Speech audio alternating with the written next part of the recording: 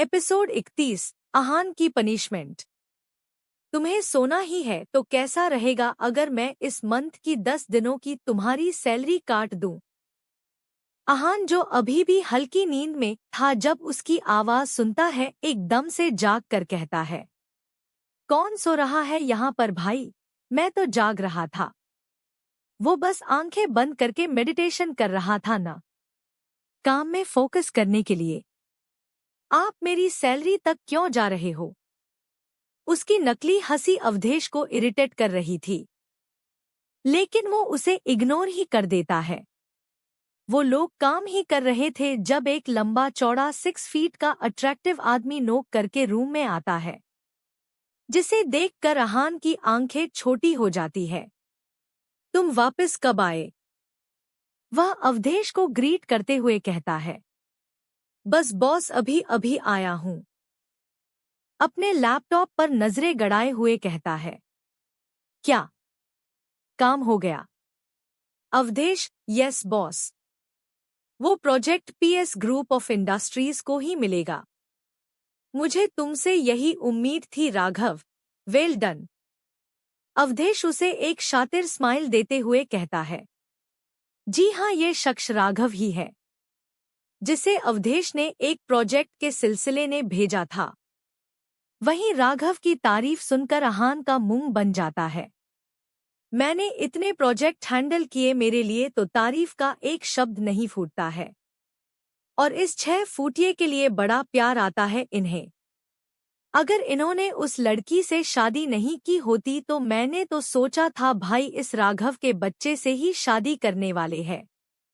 वहीं जब अवधेश की नजरें आहान पर पड़ती है जो राघव की ओर शिद्दत से देख रहा था, अवधेश अपने हाथ में पेन की कैप लेकर उसके सिर पर मारते हुए कहता है, अगर तुम कहो तो मैं राघव को तुम्हारे साथ ही काम पर लगा देता हूँ। फिर जी भर के देख लेना उसे। वहीं पेन का ढक्कन लगने से आहान होश में आता है। जब वो अवधेश की बात सुनता है तो जल्दी से ना में अपना सिर हिलाते हुए कहता है, भाई मैं कहाँ इसे देख रहा था, मैं तो एडमायर कर रहा था। कितने टैलेंटेड है, एक ही बार में डील फाइनल करके भी आ गए। इतनी मुश्किल डील थी। उसकी बात पर उन तीनों को ही यकीन नहीं हो रहा था क्योंकि वो जानते थे आहान राघव से कितना ज्यादा चिढ़ता था। वहीं राघव उसकी बात सुनकर उसे स्माइल देते हुए कहता है, आहान सर, अगर आप चाहते हैं तो मैं आपके साथ काम कर सकता हूँ। फिर जैसा बिग बॉस ने कहा, आप मुझे जी भर के एडमायर कर सकते हैं। वहीं आहान जो उनकी बातों में फंसे जा रहा था, अचानक से फोन कॉल का बहाना बनाते हुए कहता है, वो भाई मैं तो भूल ही गया था, मुझे दादी को इन्फॉर्म करना था। मैं उन्हें कॉल कर लेता हूँ, आप मेरा इंतजार करना। मैं 2 मिनट में गया, 5 मिनट में आया। जल्दी से हड़बड़ाते हुए वहां से निकल जाता है। हूँ मेरे साथ काम करेगा? मुझे अपनी रेपुटेशन खराब करना है क्या? वैसे ही ऑफिस में अफवाहें फैली हुई है भाई और इसके अफेयर की। अब मेरा नाम भी जुड़ जाएगा। ना बाबा ना। आहान बाथरूम में खुद में ही सोचते हुए बड़बड़ाता है। आहान बाथरूम में बैठकर मोबाइल में गेम्स खेलने लग जाता है, जिसकी वजह से 2 मिनट के लिए गया आहान 1.5 घंटे में अंदर बैठकर अपनी गेम्स में खोया हुआ था। बाहर से बाथरूम के दरवाजे के खटखटाने की आवाज आ रही थी, लेकिन आहान इस कदर गेम में डूबा हुआ था कि उसे होश ही नहीं था। जोर जोर से दरवाजा पीटने की वजह से आहान डिस्टर्ब होकर टॉयलेट रूम का दरवाजा खोलता है। अपने सामने राघव और अवधेश को देखकर उसके चेहरे की हवाइयां उड़ जाती है। भाई आप यहाँ? सवाल पर अवधेश के मुंह पर गुस्से से त्योरियां चढ़ जाती है उसके।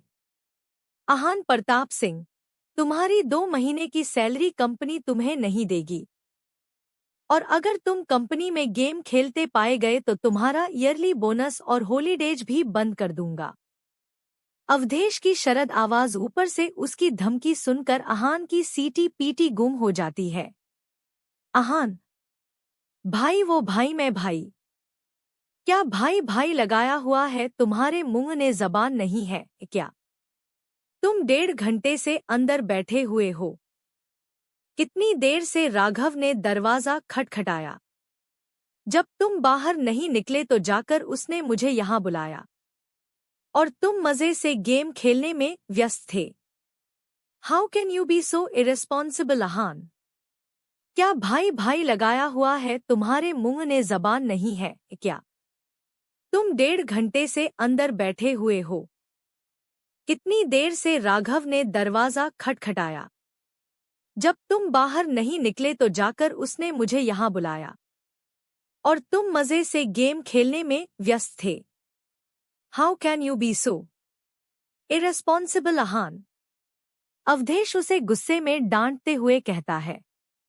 अवधेश की बात सुनकर अहान निराशा से अपना सिर झुका लेता है, क्योंकि उसे अवधेश का ऑर्डर फॉलो करना ही पड़ना था। इसलिए वो एक बार फिर अपने मोबाइल में ऑन गेम को देखता है, जिसके फाइनल राउंड में वो हार गया था, और फिर खुद को। वहीं दूसरी तरफ तेज सिर दर्द की वजह से बेहोश होकर गिर जाती है। तकरीबन 3 घंटे तक सोफे पर एक ही जगह पड़े होने के कारण उसके शरीर में ऐंठन आ जाती है। आराध्या। थोड़ी देर बाद उसे थोड़ा थोड़ा होश आने लगता है। वह सोफे पर ही सही ढंग से बैठते हुए अपने सिर को दबाने लगती है। ये मेरे साथ क्या हो रहा है? अचानक से सिर दर्द क्यों हो रहा है? आराध्या के एक्सीडेंट को भी 2 हफ्ते से अधिक समय हो गया है। फिर मुझे चक्कर क्यों आ रहा है? वह मेडिसिन बॉक्स से एक पेन किलर निकाल कर खा लेती हैं, जिसके प्रभाव से थोड़ी देर और उसकी आंख लग जाती है। वहीं शाम के समय जब अवधेश घर आता है तो उसे आराध्या हॉल में नहीं मिलती है। वह इधर उधर देखकर उसे ढूंढने लगता है। जब उसकी नज़र सोफे पर बैठे हुए विहान पर पड़ती है, जो हाथ में चिप्स के पैकेट को खाते हुए अपनी ही मूवी को एंजॉय कर रहा था। तुम्हारी भाभी कहाँ है? वह थोड़ा चिंतित होकर पूछता है। क्या वो लंच के लिए नीचे नहीं आई थी? मैंने लंच ही नहीं किया बिग ब्रो, तो मुझे क्या पता होगा। वैसे बिग ब्रो, आपको 2 दिन पहले मिली लड़की की चिंता हो रही है, पर अपने छोटे प्यारे भाई की नहीं। विहान कंप्लेन करते हुए कहता है। अवधेश उसे डांटते हुए व्हील चेयर लिफ्ट की तरफ मोड़ देता है। जैसे ही वो कमरे में पहुंचता है, उसे आराध्या सोफे पर सोई हुई मिलती है। उसके सामने टेबल पर दवाइयों का बॉक्स भी खुला हुआ ही था। अवधेश एक नज़र उसे देखता है, फिर वहां पर पड़े दवाई के पत्ते को। वह बॉक्स को बंद करके अपने कबर्ड की तरफ मुड़ जाता है। थोड़ी देर बाद जब वह बाहर आता है तो आराध्या अपनी नींद से उठ चुकी थी। क्या हुआ तुम्हें? तुम्हारी तबीयत ठीक है ना? अवधेश उसके माथे को छूते हुए कहता है। अभी मैं ठीक हूँ, पर पता नहीं क्यों सर में बहुत भयंकर दर्द हो गया था और उसके बाद मैं बेहोश हो गई थी। आराध्या उबासी लेते हुए कहती है। तुमने लंच स्किप कर दिया होगा, इसलिए कमजोरी की वजह से चक्कर आ गया होगा। तुम हाथ मुंह धो लो। मैं शेफ को तुम्हारे लिए कुछ हल्का फुल्का बनाने के लिए कहता हूँ। उसकी बात मानते हुए बाथरूम में चली जाती है। आराध्या। दूसरी तरफ उस तस्वीर के सामने एक शख्स खड़ा हुआ था, जो दिखने में अच्छा खासा था। वह एक कपड़ा लेकर उस तस्वीर से धूल हटाने लगता है। थोड़ी देर बाद वह धूल मिट्टी भरी तस्वीर एक चमचमाती हुए आकर्षक तस्वीर में तब्दील हो जाती है। वह शख्स 1 घंटे तक उस तस्वीर को एकटक देख रहा था। उसका ध्यान उसके फोन के बजने की वजह से टूटता है। वह एक नज़र अपने फोन को देखकर कॉल कट कर देता है। वह उस फोटो को दीवार पे ऐसे ही लगा देता है। एक बंद कमरे में एक लड़की की बड़ी सी तस्वीर लगी हुई थी। उस कमरे में धूल ने अपना बसेरा बना लिया था। वह लड़की 12 या 13 साल की थी। दूध सा गोरा रंग, मोनोलिड आइज, फॉरहेड पर पड़े हुए बैंग्स, लंबे कर्ली लाइट ब्राउन हेयर और चेहरे पर एक मासूमियत भरी मुस्कान लिए वह लड़की उस तस्वीर में मंद मंद हंस रही थी। उस कमरे में उस लड़की की बहुत सारी फोटोज और ट्रॉफी रखी हुई थी। एपिसोड 32 अवधेश के अरेंजमेंट। स्टडी रूम में राघव और विहान अवधेश के सामने बैठे हुए थे। अवधेश अपनी स्ट्रॉन्ग डोमिनेटिंग गंभीर आवाज में राघव को ऑर्डर देते हुए कहता है, मैडम के कॉलेज जाने का बंदोबस्त करो। उसके सभी डॉक्यूमेंट अनिकेत तुम्हें प्रोवाइड कर देगा। 4 बेस्ट फीमेल गार्ड्स उसके आस-पास रहनी चाहिए। अंगद से कहकर एक सीक्रेट गार्ड की टीम हायर करो जो हर पल उसकी सुरक्षा में रहने चाहिए। किसी को भी आराध्या के मेरे साथ रिलेटेड होने की खबर तक पता नहीं चलनी चाहिए। अंगद अवधेश और उसकी फैमिली की सिक्योरिटी के लिए रिस्पॉन्सिबल आदमी है। यह अमेरिकन उसकी अपनी सिक्योरिटी फर्म है जहां पर बेस्ट गार्ड्स को प्रताप फैमिली की सिक्योरिटी के लिए वह अवधेश की तरफ देखने लगता है। ओक बॉस, काम हो जाएगा, कहकर अवधेश अपनी आईब्रो उठाते हुए इससे पूछता है, तुम्हें कुछ और कहना है?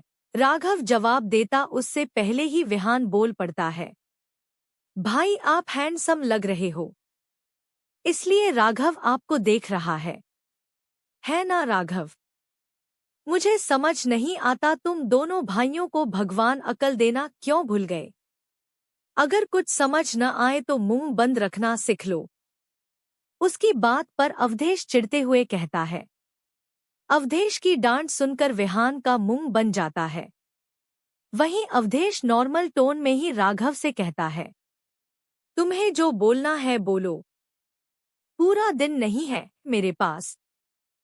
राघव से नॉर्मल बात करते देख विहान का एक बार फिर मुंह बन जाता है, पर वह अपने एक्सप्रेशन नॉर्मल ही रखता है। आफ्टर एक्टर जो है भाई और इनका असिस्टेंट, लगता है अहान सच ही बोलता है, इन दोनों का कोई तो सीन है।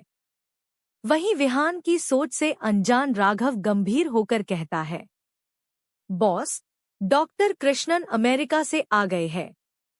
उन्होंने कल सुबह के लिए आपको पीएस हॉस्पिटल में आने के लिए कहा है।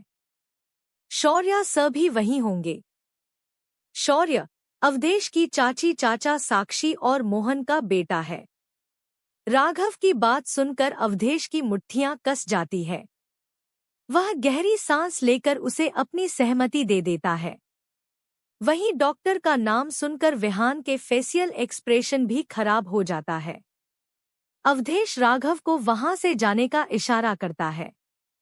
उसके जाने के बाद वहां कुछ देर खामोशी छाई होती है, जिसे तोड़ते हुए अवधेश उसे कहता है, हमारी एंटरटेनमेंट कंपनी में सबसे बेस्ट एजेंट कौन है? एजेंट? वो किस लिए बिग ब्रो? भाभी को इम्प्रेस करने के लिए? क्या आप एक्टिंग करना चाहते हो? तो मत करना, हीरो की जगह विलेन का रोल मिलेगा और आपको देखकर डायरेक्टर भी डर जाएगा। विहान उसका मजाक उड़ाते हुए कहता है, तुम्हारी कार कलेक्शन बहुत अच्छी है वैसे। मैं सोच रहा हूं अगर मैं उन्हें बेच दूं तो। अवधेश एक सिगरेट जलाते हुए कहता है, सॉरी बिग ब्रो, मैं तो मजाक कर रहा था। विहान अपनी कार कलेक्शन के नाम से ही खौफजदा हो जाता है। अवधेश सीरियस होकर कहता है, पर मैं मजाक नहीं कर रहा हूं। आप भी क्या बात लेकर बैठ गए हो भाई? आपको एजेंट किस लिए चाहिए? विहान बात को रफा दफा करते हुए कहता है। वहीं उसकी बात सुनकर अवधेश के चेहरे पर एविल स्माइल आ जाती है। वह अपने मन में सोचते हुए कहता है, इन 3 नमूनों को लाइन पर लगाने के यही तरीका है, नहीं तो ये सब मिलकर मेरी ही नाक में दम कर देंगे। वही अवधेश को खामोश देखकर विहान जोर से चिल्लाते हुए अवधेश को पुकारता है। जोर से चिल्लाने की वजह से वह विहान को घूरने लगता है, जिस पर विहान बेशर्मों की तरह मुस्कुराने लग जाता है। कंपनी के बेस्ट एजेंट को रिजर्व रखो। तुम्हारी भाभी के लिए। वो इस फील्ड में जाना चाहती है और मैं चाहता हूँ उसे अपनी फील्ड में सब कुछ बेस्ट मिले। अवधेश की बात सुनकर विहान दंग रह जाता है। उसका भाई जो उन तीनों भाइयों लिए इतना खड़ूस रहता है, आज पहली बार किसी के लिए इतना सब कुछ कर रहा था। वह आराध्या अवधेश के इरादों से अनजान अपने कमरे में थी। एपिसोड 33 सर्जरी और गद्दारी। अगले दिन पीएस हॉस्पिटल में अवधेश हॉस्पिटल बेड पर लेटा हुआ था। एक मिडिल एज का डॉक्टर कुछ एक्सरे और दूसरी रिपोर्ट को एग्जामिन कर रही थी। उन रिपोर्ट को देखने के बाद वह अवधेश की टांगों की तरफ देखने लगते हैं। मिस्टर प्रताप, आपकी हालत में सुधार हो रहा है। पिछली बार की सर्जरी के सही होने की वजह से आपके अपने पैरों पर खड़े होने के चांसेस बढ़ गए हैं। अब 1 महीने बाद दूसरी सर्जरी के लिए आपको खुद को तैयार रखना होगा। लेकिन डॉक्टर कृष्णन बताने लगते हैं, लेकिन अपनी बात पूरी करने की हिम्मत उनके भी नहीं थी, क्योंकि पूरा देश जानता था कि अवधेश प्रताप सिंह कितने प्राइड वाला आदमी है। इसलिए वो शौर्य को इशारा करते हैं अपनी बात कंप्लीट करने का। लेकिन भाई, बात यह है कि इस सर्जरी में बहुत रिस्क है। अगर ये ऑपरेशन सक्सेसफुल नहीं रहा तो आप हमेशा के लिए। शौर्य हिचकिचाते हुए बोलने लगता है, जिस पर अवधेश उसे हाथ दिखाकर रोकते हुए कहता है। अवधेश बिना किसी इमोशन के शौर्य की बात को पूरा करता है। अवधेश की बात पर डॉक्टर कृष्णन और शौर्य हाँ में अपनी सहमति दे देते हैं। आप सर्जरी की तैयारी कीजिए।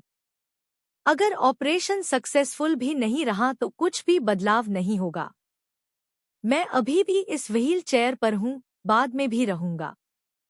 अवधेश उन दोनों को ऑर्डर देते हुए कहता है। ठीक है मिस्टर प्रताप, हम अगले मंथ मिलते हैं, कहकर डॉक्टर वहां से चले जाते हैं। वहीं शौर्य अवधेश को चेयर पर बैठने में मदद करता है। अवधेश शांत स्वर में उससे पूछता है, तुम्हारी रिसर्च का काम कैसा चला है? अवधेश के प्रश्न से शौर्य की सीटी पीटी गुम हो जाती है।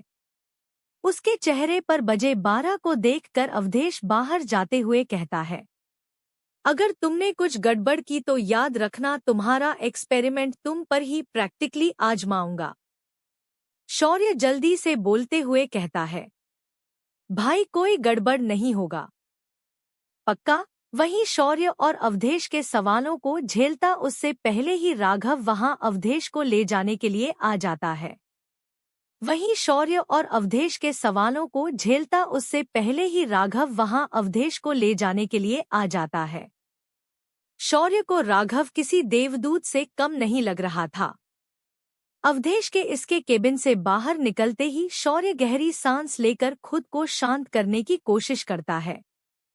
3 हफ्ते बाद राघव के अरेंजमेंट की वजह से आराध्या का एडमिशन कॉलेज में हो जाता है। सौम्या और आकाश भी उसी कॉलेज में एडमिशन ले लेते हैं।